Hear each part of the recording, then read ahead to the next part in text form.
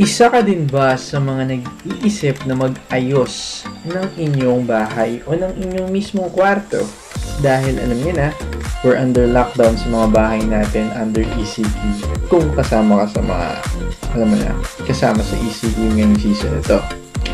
Pwede kitang bigyan ng mga idea o ilang mga idea na nagawa ko sa aking kwarto tulad nito. Papakita ko sa inyo kung paano natin na-achieve ang ganitong klaseng wall gamit lamang ang wallpaper na binili natin online. Also, papakita ko sa inyo ang bagong setup natin dito sa ating kwarto at ang ating YouTube studio dito rin sa ating kwarto. Pero bago ang lahat, welcome to my channel.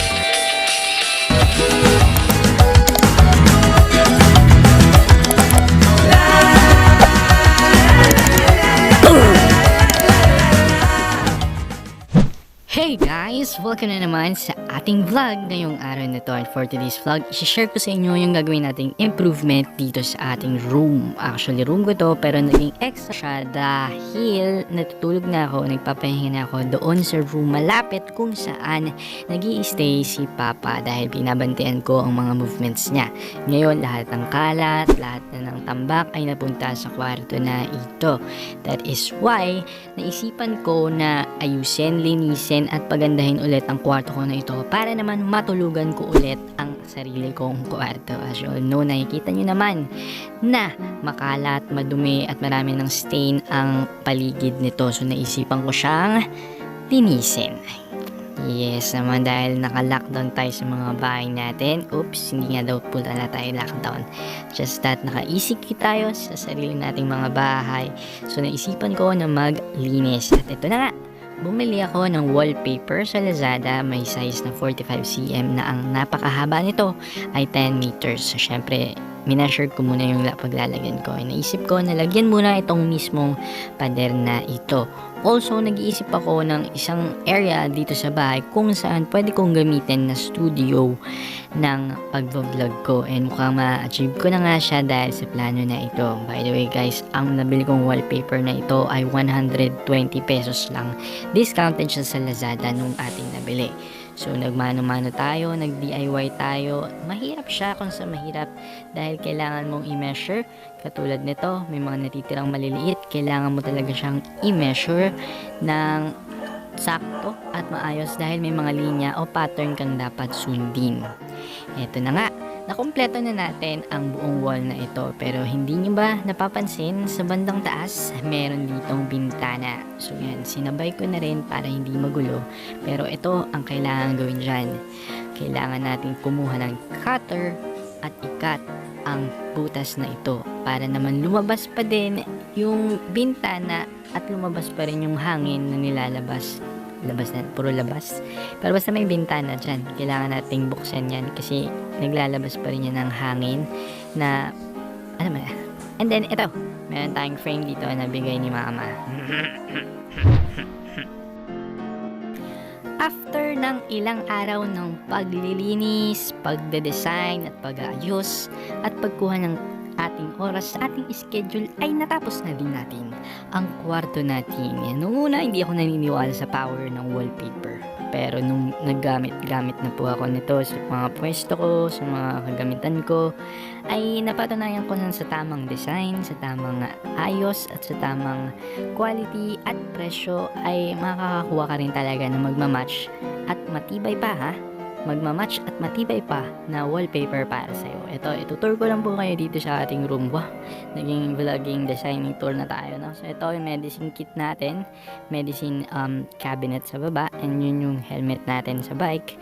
And dito po, pagpasok ay nandito agad yung ating rattan na basket kung saan nalalagay natin ang mga maduduming mga damit, maduduming tuwalya, lalagay natin dyan agad. Ito yung toilet natin, hindi na natin yan ipapakita. Itong mga chips na ito ay yung para sa ating Netflix time, no? And then yung rattan pala guys, binili natin yan sa dapitan. Yung mga alcohol, yung ating copper mask, yung ating desktop at ating TV dito sa ating kwarto na nakatagal na netong TV na to guys. So, isang tip ko rin po pala, maganda kung gagamit kayo ng ganitong swivel type na mount ng TV kasi kahit saan ay pwede mong iharap. May sofa din po tayo dito. As you all know, mahilig tayo sa sofa, mahilig tayo matulog sa sofa. Napakasarap matulog sa sofa. And eto nga po, yung spot ng ating pagvloggan o tatawagin nating Rondick Vlog Studio. Yan. Ever since gusto kong mag-setup ng ganito at mukha namang na-achieve natin. Oops! By the way guys, ito nga po palang mga to ay matchy-matchy dahil mahilig din po tayo sa kahoy o sa mga brown-brown na mga style. Ito guys, meron tayong dumating na package na i-vlog natin next time. I-unbox natin yung bagong camera natin na yan, no? So ito guys ha, ito, subscribe po pala. Yan yung YouTube channel natin ha, Rondick Vlogs. Also sa mga titos and titas dyan, sa mga adulting, alam nyo na kung para saan ang kahoy na yan, no? Ayaw nating masira ang ating mga kagamitan. And ito guys, itong office chair na to, matagal kong pangarap to.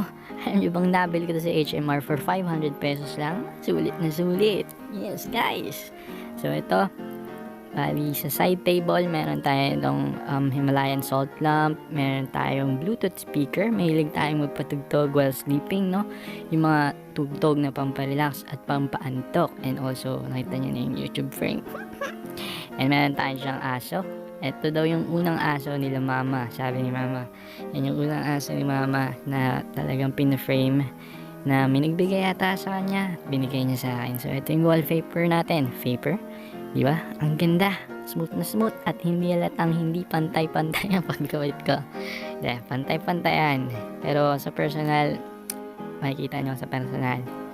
Ito naman guys, ito yung ating Young Living Diffuser. Yes, isa po tayong oilbilaryo and shoutout sa lahat ng oilbilaryo dyan na talaga namang mahiling mag-diffuse at may kapangyarihan ng kanilang mga oils naman talaga. Shoutout sa inyo, shoutout din kay Budeng. Maraming salamat for these oils. Maraming salamat sa package na to. Kung hindi ka pa nakakapasok sa oil living, hey guys, medyo nalilate ka na yata. Tara, oil living na tayo. And by the way guys, ito yung cabinet natin. Matagal ko na itong napinturahan. Yes, tayo rin pong nag-DIY niyan. Pakita ko lang yung mga nasa taas natin. So, andyan yung ating mga gamit, no? Nandyan yung mga kagamitan natin sa taas na pinaayos natin dyan. Medyo maalikabok din yan nung ating inumpisahan. Pero not so bad sa ngayon. Maganda ang kanyang itsura. Maayos. Titignan natin kung hanggang kailan magiging maayos ang kwarto na ito. So, eto na po ang ating kwarto. Naway maging maayos ito. Happy Easter everybody! Happy Easter sa'yo nanonood at sa mga kasama mo. Maraming salamat for always tuning in sa ating vlogs. And kung umabot ka sa part na to, maraming salamat ulit. Pero bibigyan kita ng tips kung paano nga ba mag-setup at kung paano nga ba pumili ng wallpaper tulad nito para sa kwarto mo. Handa ka na ba? Bibigyan kita ng tips in 1, 2, 3 tips and ideas. Tip number 1. Sa tip number 1 natin, bago ang lahat, ito muna ang uunahin nyo. Yun yung explore. Bakit explore?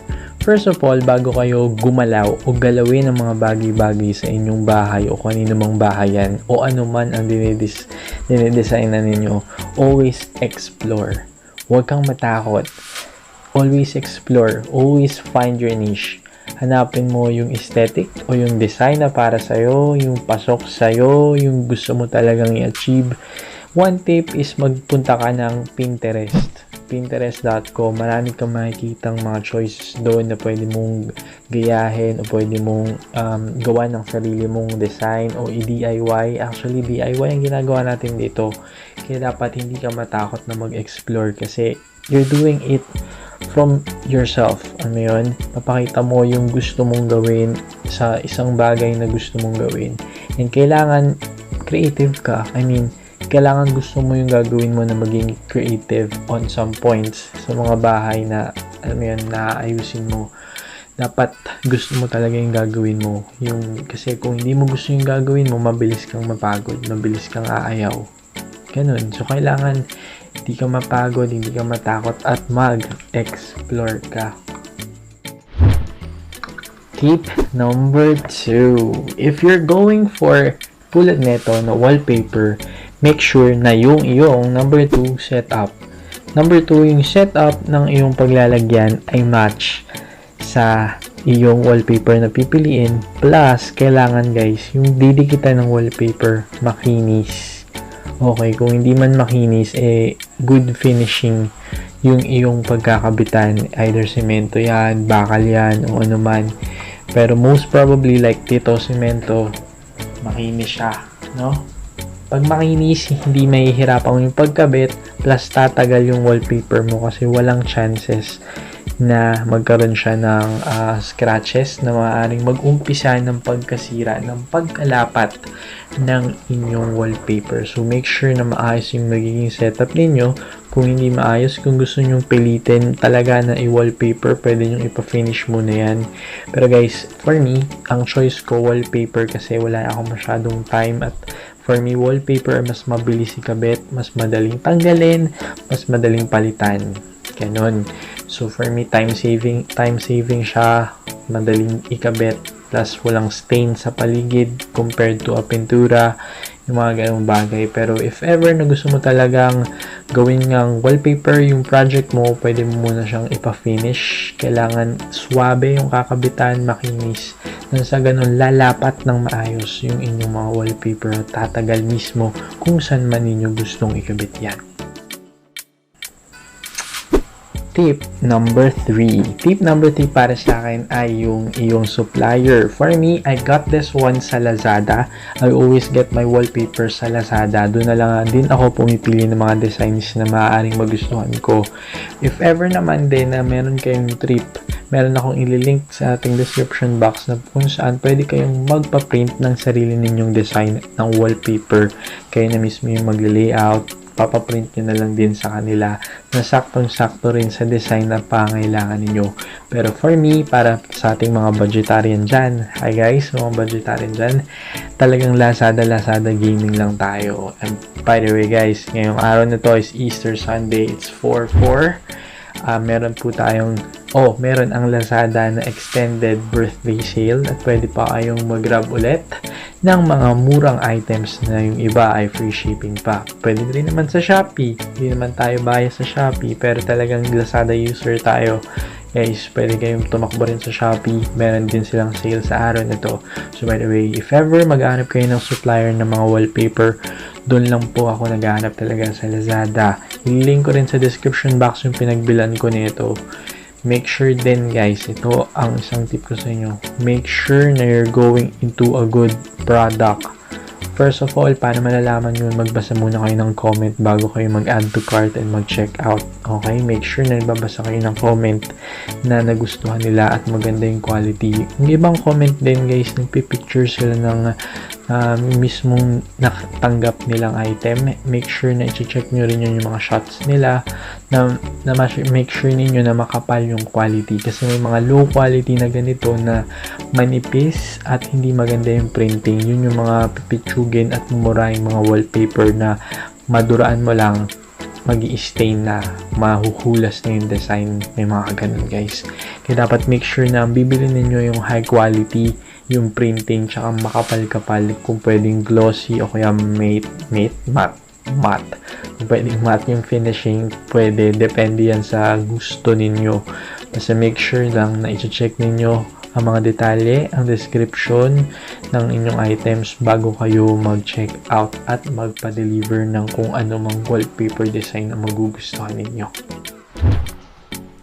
Tip number 4, size and quantity.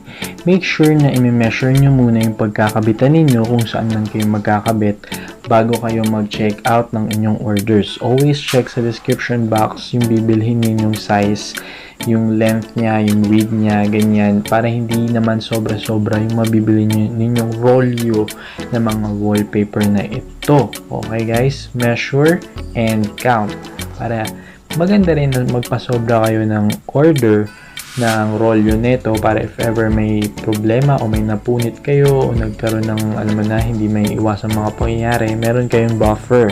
Pero wag naman yung sobra-sobrang buffer. Make sure na mineasure ninyo at magpatulong kayo sa mga kayang mag-measure. Wag kayong mahiyang magtanong. Wow. And lastly, enjoy whatever you do dyan sa bahay mo, kung saan mo man balak kabitan ng wallpaper. Ang very importanteng dapat gawin ay ang mag-enjoy. Okay? I-enjoy mo lang yung bawat steps ng pagkakabit, lalo na kung very tricky yung pagkakabit katulad nitong ginawa ko dito. Very tricky siya kasi may mga linyang kailangan i-connect at kailangan pag-isipan. Enjoy mo lang yan at pag nakita mo yung kalalabasan, medyo masasatisfy ka talaga at self-fulfillment yan eh. Yung mental health mo, medyo matutulungan yan, diba? So, that's it for today's vlog. If you happen to like this video, kindly hit that like button below and please hit the bell notification para naman ma-notify ka pag may mga next vlogs tayo.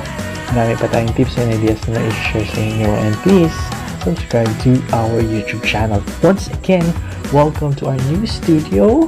Wow, studio talaga. Once again, this is Rondick Vlogs, and I'll see you on our next vlog. Bye!